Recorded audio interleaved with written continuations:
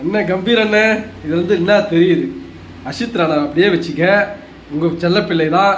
ஆனால் ஹர்ஷ்தீப் சிங் நல்லா பவுலிங் போடுறாரா இல்லையா, அவர் அப்படியே கொண்டு வானே, எல்லா மேட்சும் ஆட வைனே. நம்ம ஹர்ஷ்தீப் சிங்ண்ணே நல்லா போடுவானே, பும்ராவுக்கு அவனுக்கும் நல்ல காம்பினேஷன் இருக்குது, அப்படியே வரட்டும். ஆனால் ஆல்ரவுண்டர் பயங்கரமான ஆல்ரவுண்டர் அக்ஷர் பட்டேலும் வாஷிங்டன் சுந்தரம், எனக்கு தெரிஞ்சு வாஷிங்டன் சுந்தரம் நிரந்தரமாக இருப்பார் போல, அதே மாதிரி தான் அக்ஷர் பட்டேலும். ஸோ வருண் சக்கரவர்த்தியோட ஸ்பின் மிஸ்டேக் கண்டினியூ ஆகுது. அண்ணன் பக்காவாக போடுறாரு, மேக்ஸோட திணற விட்டாரு.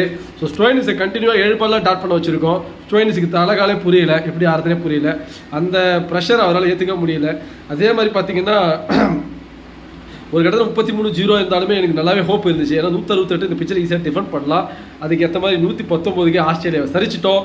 அந்த பக்கம் டிராவல்ஸ் செட்டிலெல்லாம் அந்த நிலைமையை பார்த்தீங்களா, பவுலிங்கில் ஆசர் விட்டு இருந்தாலும் நிலைமையை பார்த்தீங்களா, ஏர்லி விக்கெட் எடுக்க முடியல. ஸோ ஆஸ்திரேலியாவோட 2 வெயிட்டு கையாக அவங்க தான் தெரியுறாங்க. அவங்க இல்லைனா அந்த ஆஸ்திரேலியா டீம் கொஞ்சம் ஸ்ட்ரகிள் ஆகுது, நல்லாவே தெரியுது. ஸோ ஆடம் ஜாம்பா ஓவரில் சிவம் துபே அடித்த 6 அவுட் ஆஃப் ஸ்டேடியமு பார்த்தீங்கன்னா என்ன சொல்கிறது. ஆனாலும் சிவம் துபே நிறைய பால் சாப்பிட்றாரு தான் என்னோட எண்ணம்.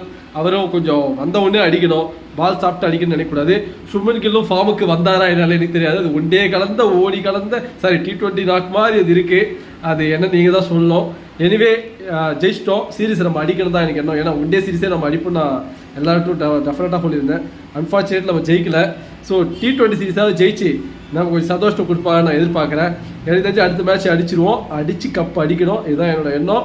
அந்த பக்கம் இந்தியா ஏ ஸ்குவாடுக்கு பார்த்தீங்கன்னா நம்ம Tilak Varma captain, vice captain Ruturaj Gaikwad. Test ஸ்குவாடில் பார்த்தீங்கன்னா நம்ம ருத்ராஜ் கெய்க்வாடு வழக்கம் போல ஸ்குவாடில் எடுத்தாலுமே பிளேயிங் லெவலில் இல்லை. அன்ஃபார்ச்சுனேட்லி அவர் யார் மூஞ்சில் முடிக்கிறாருன்னு தெரியல. ஸோ அவர் வாழ்க்கை அப்படி போயிட்டுருக்கு.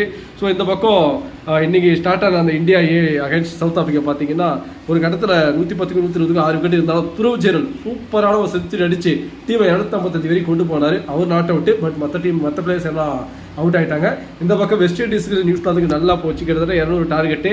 அப்படியே சூப்பராக கிட்ட வரைக்கும் ரோமன் பவுல் கொண்டு வந்தார், செம்மையாக இருந்தாங்க.